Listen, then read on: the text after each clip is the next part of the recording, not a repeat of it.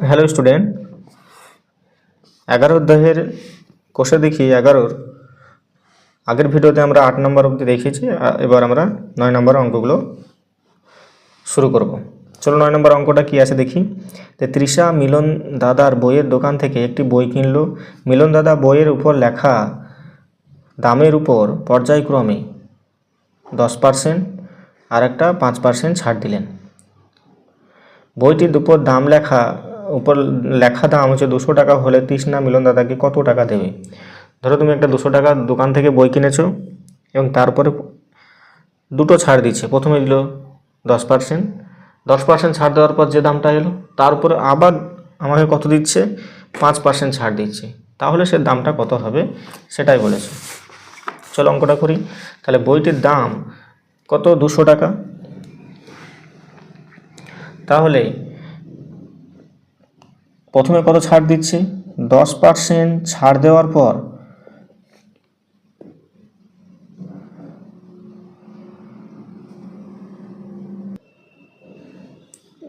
তা 10% ছাড় দিলে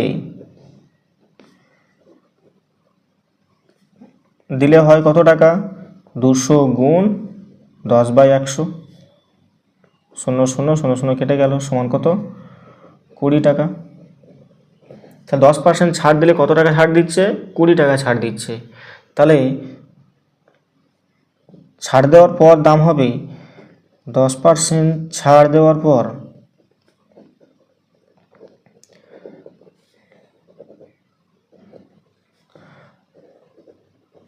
দাম হবে কত, 200 বিয়োগ 20 সমান 180 টাকা।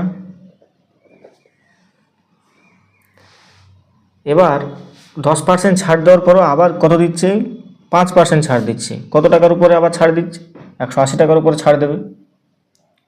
তাহলে লিখব যে 5% ছাড় দিলে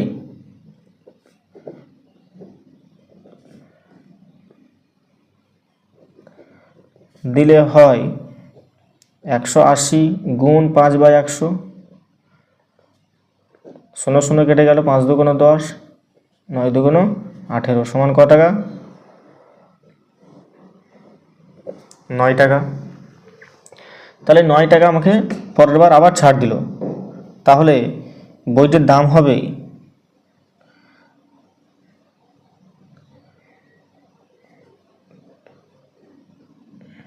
আমি লিখবো এখানে সবশেষে ছাড় দেওয়ার পর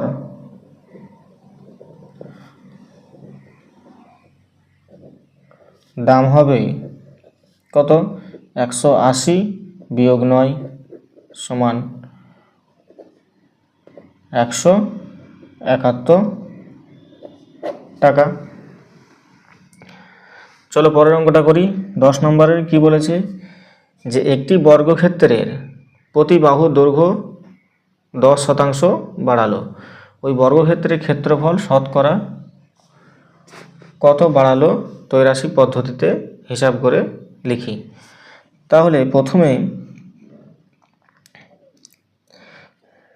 ধরো এরকম একটা বর্গক্ষেত্র আছে, তার বাহু যদি এ হয়, এই বাহুটাকে আমার কত বাড়াচ্ছে, 10% বাড়াচ্ছে। মানে আমার আরও 10% বাড়ার পরে যেটা হচ্ছে, তারপরে যে ক্ষেত্রফলটা কত হবে, ক্ষেত্রফলটা নিশ্চয়ই একটু এর থেকে কি হবে, বড় হবে। সেই ক্ষেত্রফলটা কত শতকরায় প্রকাশ করতে বলছি।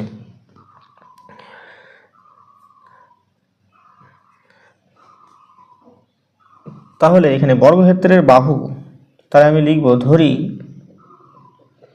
বর্গক্ষেত্রের বাহু সমান হচ্ছে 100 একক।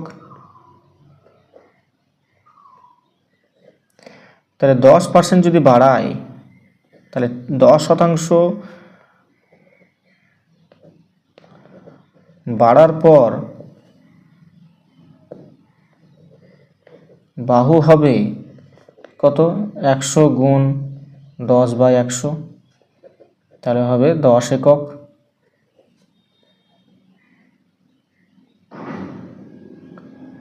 তাহলে মোট বাহু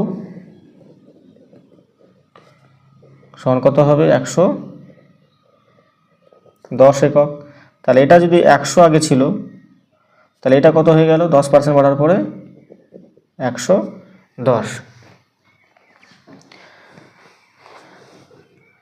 তাহলে ক্ষেত্রফল কত হচ্ছে? তাহলে আগের ক্ষেত্রফল হবে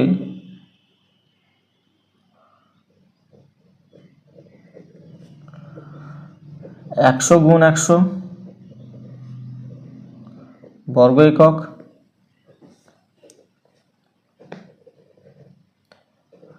তাহলে হবে 10,000 বর্গ একক।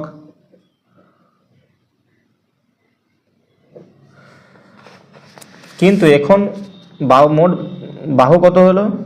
এখন যে বর্গক্ষেত্রটা তৈরি হবে সেটা বাহুর দৈর্ঘ্য হবে 110। তাহলে এখনকার বর্গক্ষেত্রের ক্ষেত্রফল, এখন বর্গাকার ক্ষেত্রের ক্ষেত্রফল সমান হবে 110 গুণ 110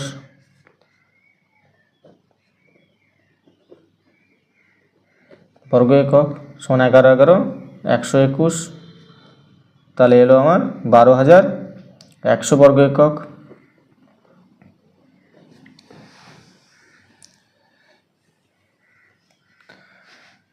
এবার বলেছে যে এটা ত্রৈরাশিক পদ্ধতিতে হিসাব করে লিখি। তাহলে ত্রৈরাশিক পদ্ধতিতে করতে গেলে ছকটা দেখো। তাহলে এটা লিখব প্রাথমিক ক্ষেত্রফল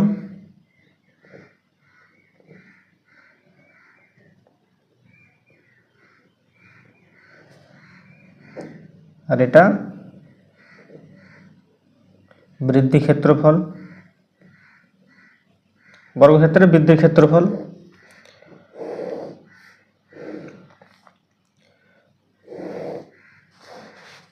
তাহলে আমার আগে কত ছিল? আগে ক্ষেত্রফল 100 হিসাবে যদি ধরেছি, সেই হিসাবে আমার এখানে এসছে 10,000 বর্গ একক, আর এটা এসছে বৃদ্ধির পরে এসছে 12,100 বর্গ একক।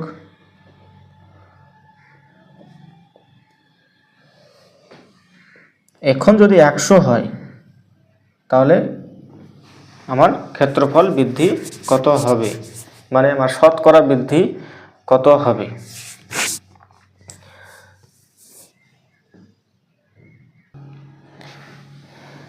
তাহলে প্রাথমিক ক্ষেত্রফল যদি কমে তাহলে বৃদ্ধি ক্ষেত্রফলও কমবে। যদি প্রাথমিক ক্ষেত্রফল যদি বাড়ে তাহলে বৃদ্ধি ক্ষেত্রফল বাড়বে। তাহলে এটা কি সম্পর্ক? সরল সম্পর্ক। তাহলে লিখব যে বর্গাক্ষেত্রের সাথে মানে প্রাথমিক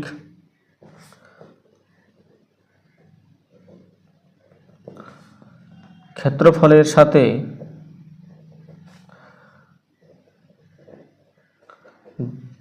বৃদ্ধি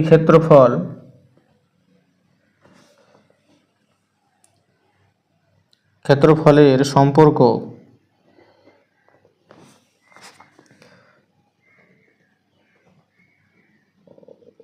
সরল। অতএব লেখা যায় যে 10,000 অনুপাত 100, 12,100 অনুপাত, আমি এটাকে x ধরে নিলাম, তাহলে এটা হবে x। তাহলে এটাকে কি লেখা যায়? 10,000 বাই 100 সমান লেখা যায় এটাকে 12,100 বাই x। তাহলে শুধু x সমান লেখা যাবে কত? 12,100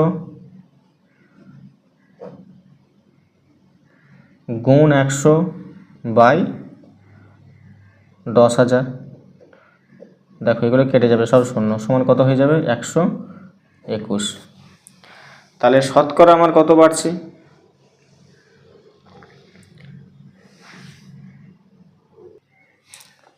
তাহলে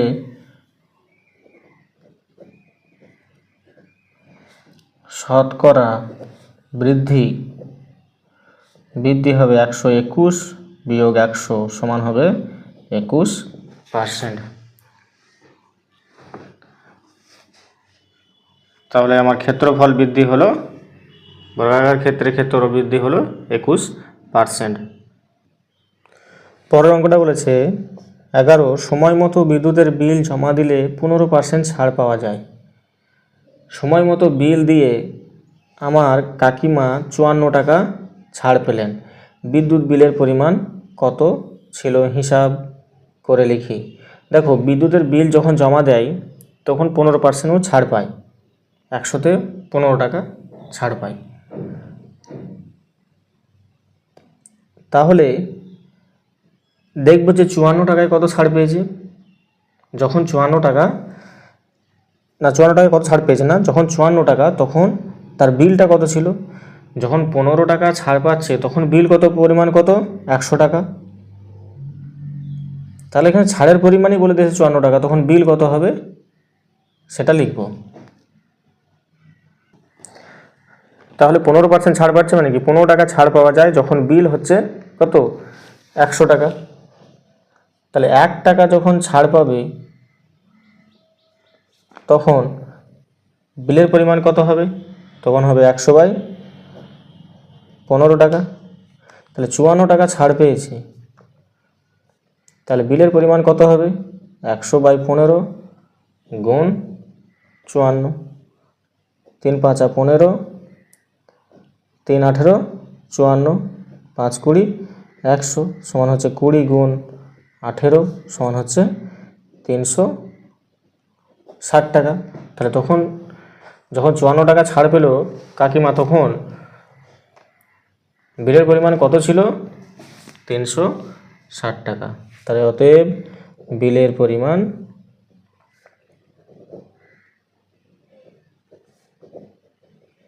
ছিল 360 টাকা। চলো 12 অঙ্কটা দেখি কি আছে।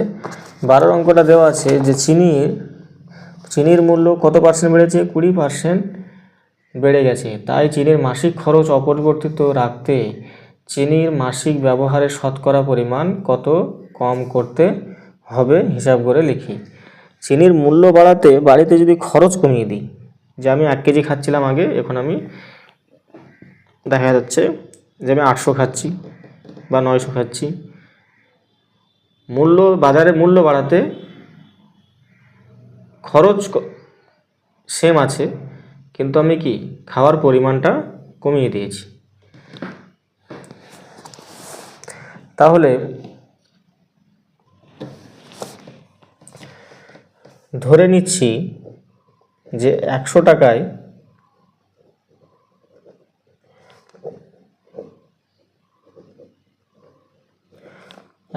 চিনি পাওয়া যেত 100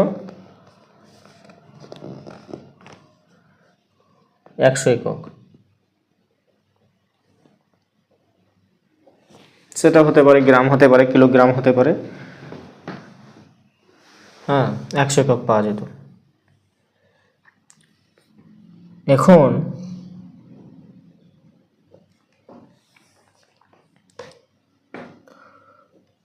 কুড়ি শতাংশ বেড়ে হয়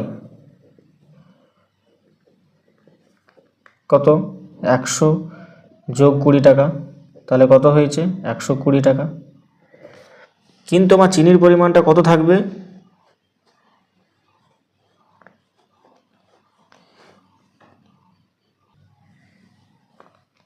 100 একক। তাহলে 120 টাকায়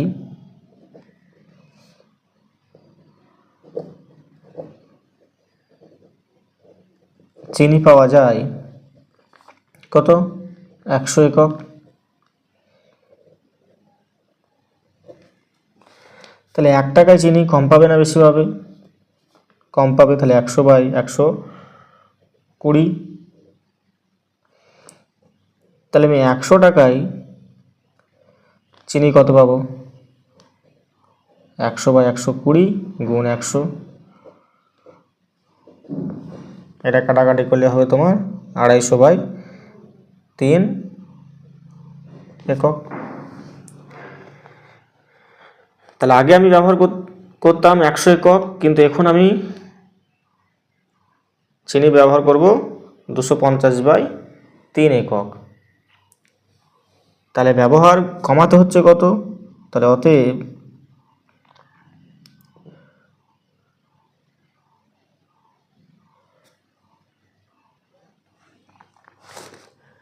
চিনির ব্যবহার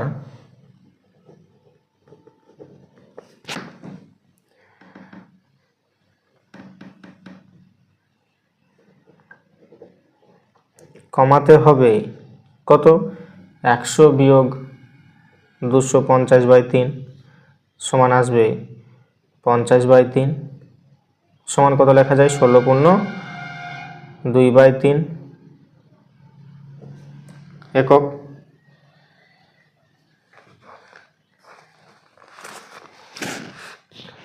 তাহলে চিনির পরিমাণ, তাহলে আমি লিখব চিনির মাসিক খরচ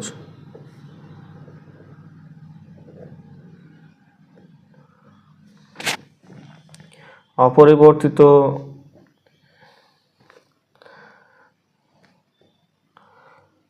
রেখে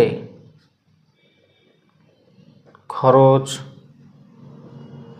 কমাতে হবে 16.2/3%। চলো পরের অঙ্কটা 14 নম্বর। 14 নম্বরে আছে যে উৎপল বাবু অধিক, না 13 নম্বরটা, জল জমে বরফ হলে আয়তন 10% বৃদ্ধি পায়। ওই বরফ গলে যদি জল হলে আয়তন শতকরা কত বৃদ্ধি পাবে? হ্যাঁ, তাহলে জল জমে যদি বরফ হয় তাহলে আয়তন কত বৃদ্ধি পাচ্ছে? আয়তন বৃদ্ধি পাচ্ছে আমার 10%।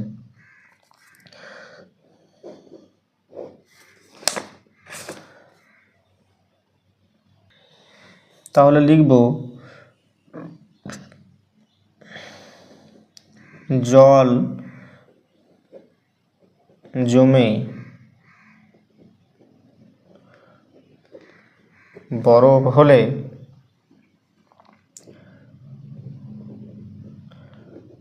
আয়তন হবে কত? ধরে নিলাম আয়তন হচ্ছে 100, তাহলে এটা হবে কত? 100 যোগ হচ্ছে তোমার 10, তাহলে এটা হবে 110 ঘন একক।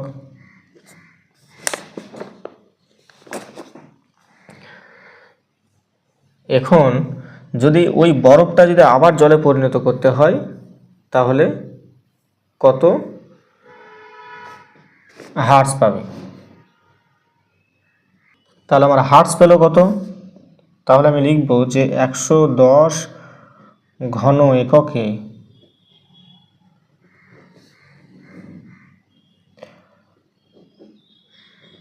জলের আয়তন হার্টজ পাই 10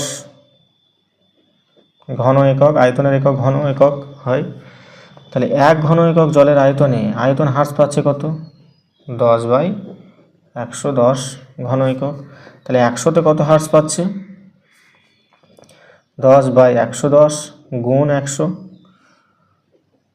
সমান হয়ে যাবে তোমার 100/11 ঘন একক, মানে 9×1/11 ঘন একক।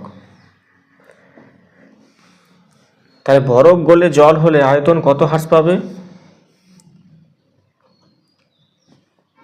তাহলে বরফ গলে জল হলে আয়তন হার্টজ পাবে 9/1/11%।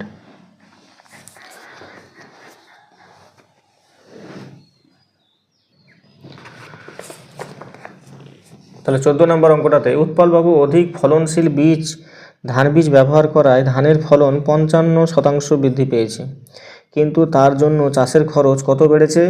40% বেড়েছে। আগে উৎপলবাবু তার জমিতে 1200 টাকা খরচা করে 3000 টাকা ফলন পেতেন। এখন জমিতে অধিক ফলনশীল ধান বীজ ব্যবহার করায় তার আয় কত পরিমাণ বাড়বে না কমবে হিসাব করে লিখি। তাহলে তার আয় কত ছিল আগে? তাহলে তার আগে আয় ছিল, তাহলে আমি লিখবো এখানে যে আগে আয় ছিল, অর্থাৎ উৎপলবাবুর আয় ছিল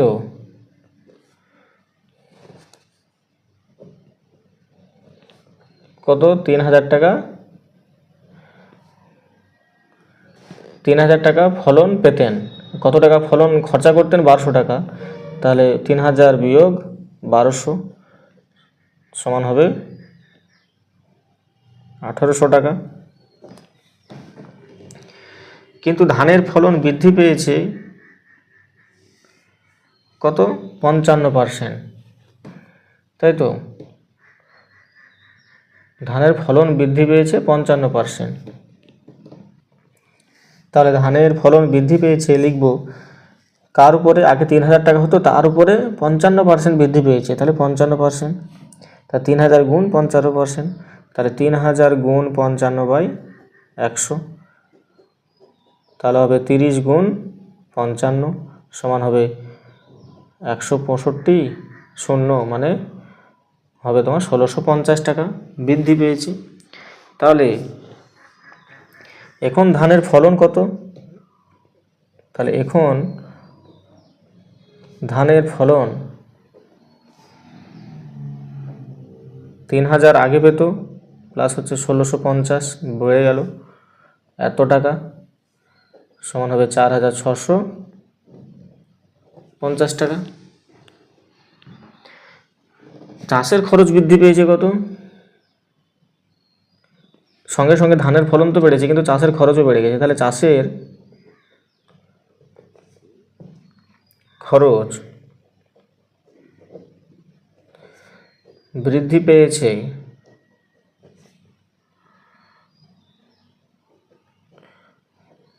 কত? আগে 1200 টাকা ছিল চাষের খরচ, এখন বৃদ্ধি পেয়ে সেটা হয়ে গেছে 40% বেড়ে গেছে।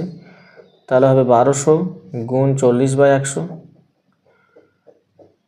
তাহলে হলো 120 গুণ 4 সমান 4 12 48, তাহলে 480 টাকা। তাহলে এখন চাষের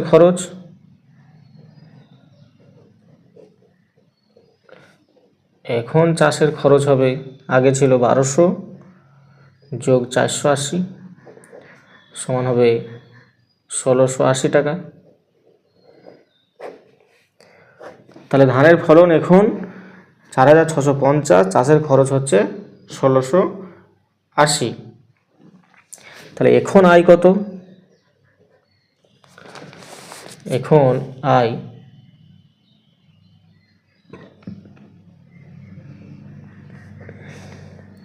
4650 বিয়োগ 1680,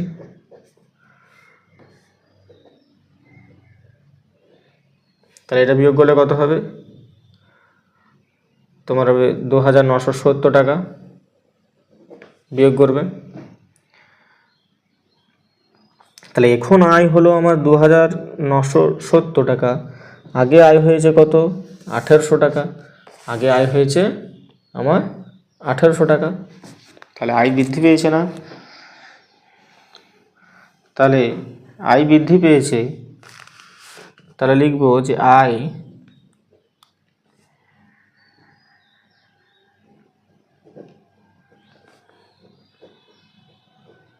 আয় বৃদ্ধি হয়েছে 2970 বিয়োগ 1800 সমান হবে 0711 1170 টাকা।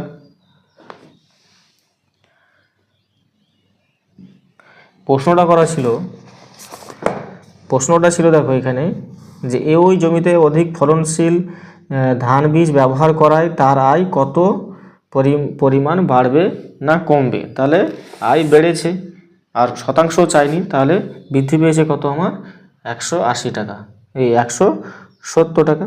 তাহলে আয় বৃদ্ধি হয়েছে 1170 টাকা।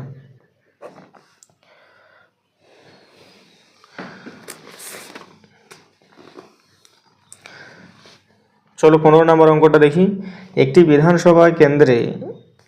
বিধানসভা কেন্দ্রে ভোটারদের 80% ভোট দিয়েছেন এবং বিজয়ী প্রার্থী প্রদত্ত ভোটের 65% ভোট পেয়ে নির্বাচিত হয়েছেন। তিনি মোট ভোটের শতকরা কত ভোট পেয়েছেন হিসাব করে লিখি। তাহলে সে বিধানসভায় ভোটারদের কত পার্সেন্ট ভোট দিয়েছে? যদি কোনো জায়গায় 100 জন লোক থাকে, সেখানে ভোটারদের ভোট দিয়েছে 80 জন, এবং যে প্রার্থী দাঁড়িয়েছিল, যে বিজয়ী হয়েছে, সেই 80 জনের মধ্যে আবার 65 জন কী করেছে? ভোট পেয়ে নির্বাচিত হয়েছে। তাহলে যদি মোট ভোটের শতকরা কত ভোট পেয়েছে হিসাব করে লিখি। তাহলে শতকরা বের করতে দিয়েছে, চলো অঙ্কটা করি। তাহলে লিখব, ধরি ভোটার সমান হচ্ছে 100 জন। তাহলে 100 জন যদি ভোট হয়, তাহলে ভোট দিয়েছে কতজন? 80 জন। তাহলে ভোট দিয়েছেন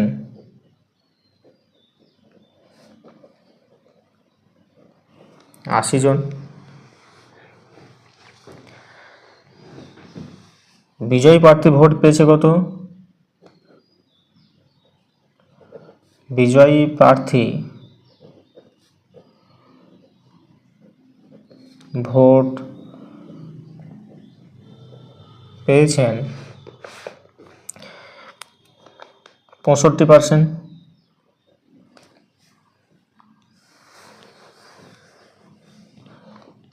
প্রদত্ত ভোটের 65%। তাহলে এখানে লিখব, প্রদত্ত ভোটের 65% সমান প্রদত্ত ভোট কত? 80 গুণ প্রদত্ত ভোট 80, 65 মানে 65/100। তাহলে হবে 0 0 কেটে গেল এখানে। তাহলে হবে 4 2 8, 5 2 10, 5 13, 65, 4 13, 52 জন। তাহলে 80 জনের মধ্যে সে ভোট কত পেয়েছে? 52 জন।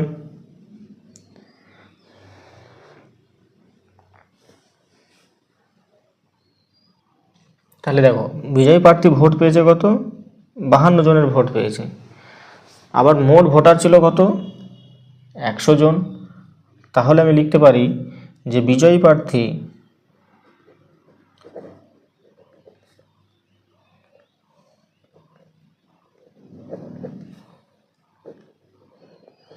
মোট ভোটের 52%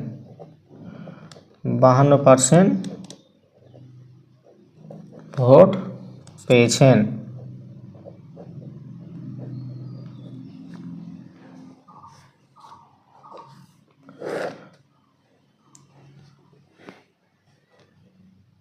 চলো 16টা করা যাক। এই বছরে নন্দলাল উচ্চ মাধ্যমিক বিদ্যালয়ের পরীক্ষার্থীদের 85% বাংলায়, 70% অঙ্কে এবং 65% উভয় বিষয়ে A+ পেয়েছে। পরীক্ষার্থীদের সংখ্যা যদি 120 জন হয়, তবে হিসাব করে দেখি কতজন পরীক্ষার্থী 1 নম্বর বলেছে যে উভয় বিষয়ে A+ পেয়েছে, 2 নম্বর বলেছে শুধু বাংলায় A+ পেয়েছে, 3 নম্বর শুধু অঙ্কে A+ পেয়েছে, 4 নম্বর হচ্ছে উভয় বিষয়ে A+ পেয়েছে। তাহলে দেখো, এখানে বলে দেওয়া আছে 65% উভয় বিষয়ে A+ পেয়েছে। তাহলে প্রথমেই 1 নম্বরের উত্তরটা দেওয়া আছে। তাহলে আমি লিখব এখানে যে উভয় বিষয়ে 1 নম্বরে উভয় বিষয়ে A+ পেয়েছে কত? 65%।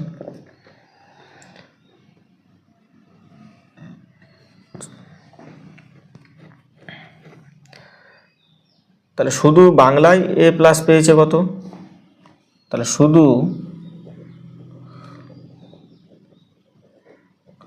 বাংলায় এ প্লাস পেয়েছে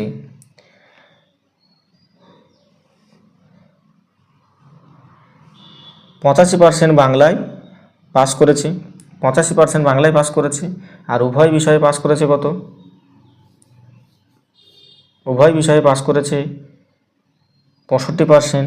তাহলে আমি লিখব 85% মাইনাস 65% সমান 20%। শুধু বাংলায় এ প্লাস পেয়েছে।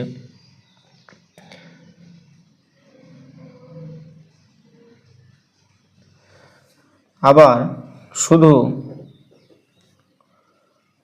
অঙ্কে এ প্লাস পেয়েছে কত হবে? এখানে অঙ্কে বলেছে 70% অঙ্কে পেয়েছে। আবার উভয় বিষয়ে এ প্লাস পেয়েছে কত? 65%। তাহলে আমি লিখব 70% মাইনাস 65% সমান হবে 5%। কিসে পেয়েছে? শুধু অঙ্কে এ প্লাস পেয়েছে।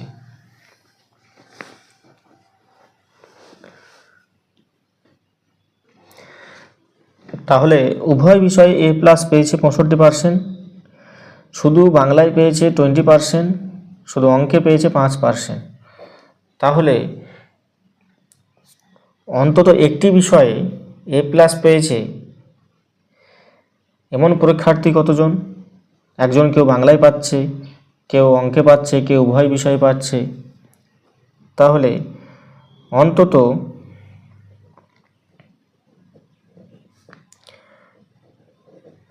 একটি বিষয়ে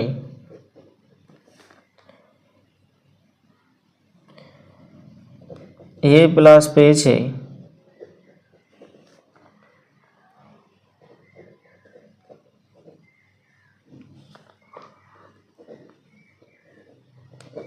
পরীক্ষার্থী হলো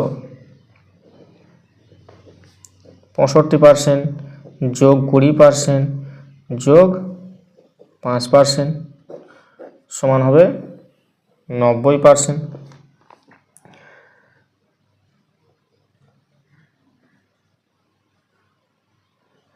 তাহলে কোনো বিষয়ে এ প্লাস পাইনি, তাহলে আমি লিখব যে, তাহলে আমি বলতে পারি যে কোনো বিষয়ে এ প্লাস পাইনি সংখ্যা হচ্ছে 10%। তাহলে এ প্লাস পাইনি সংখ্যা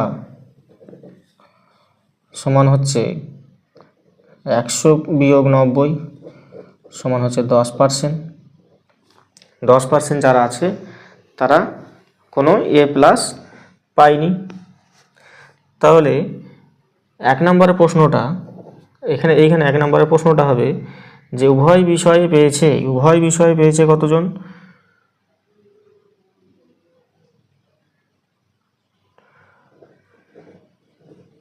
উভয় বিষয়ে এ প্লাস পেয়েছে, উভয় বিষয়ে এ প্লাস পেয়েছে 120 গুণ 65/100 সমান হবে 78 জন।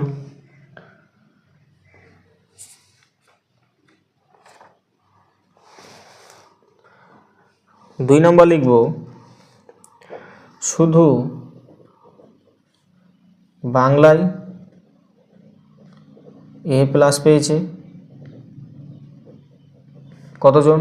শুধু এ প্লাস পেয়েছে 120 গুণ 20%, মানে 20/100 সমান হবে 24 জন।